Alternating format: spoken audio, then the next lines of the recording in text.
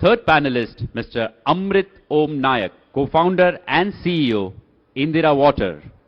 Pioneering decentralization in water treatment, Amrit and his team at Indra are rapidly accelerating sustainable recovery and reuse of wastewater in a bid to significantly offset the demand for fresh water. I would kind of agree with him because it's more of a problem of wastewater management. And because when we have, because as he said, that we're getting about 4,000 BCM of water from rains, and then our requirement is only 700.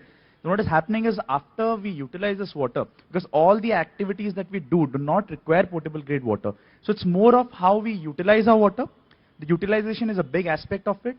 And then the second aspect is when we are generating this wastewater, how are we actually dealing with it? And the last part is, how is this resource, after dealing with, is how are we kind of redistributing this resource? So when you're talking about, let us say you're talking about a textile mill, which is manufacturing denim jeans, then you imagine the number of jeans being produced and the amount of water required.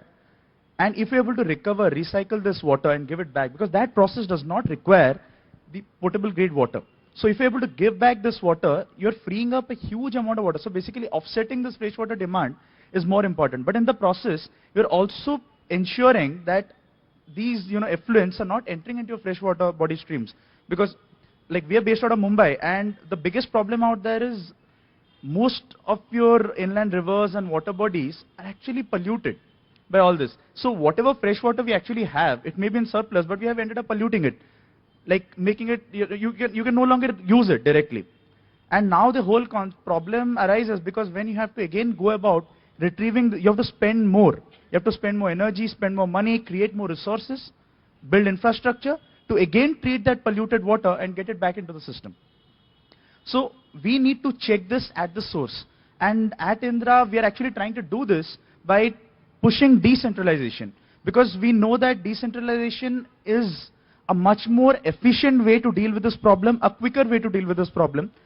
You have better control over this entire supply chain of water, monitor its usage, monitor its wastage, and at the same time ensure consistent quality can be given to people.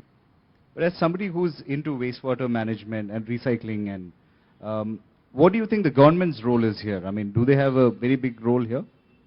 Definitely. See, their private sector is playing, is holding one side of this, puzzle.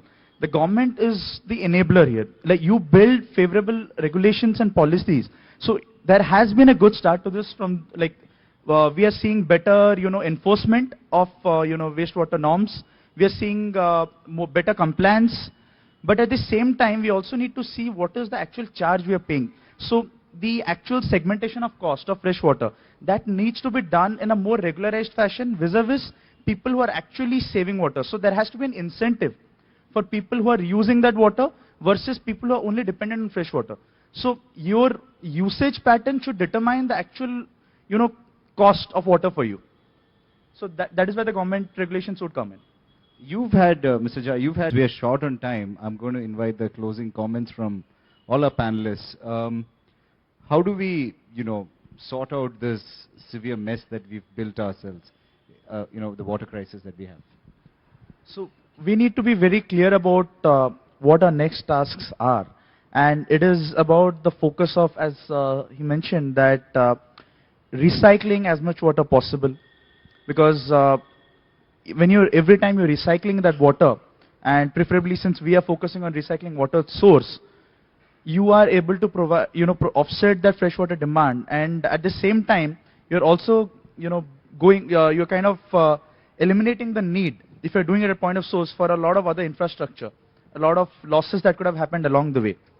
The second thing we need to do is we need to start monitoring our resources, right from how much of, freshwater reserves we have, how much we're getting in, and how much is getting actually distributed, where are the losses actually happening, and our consumption patterns.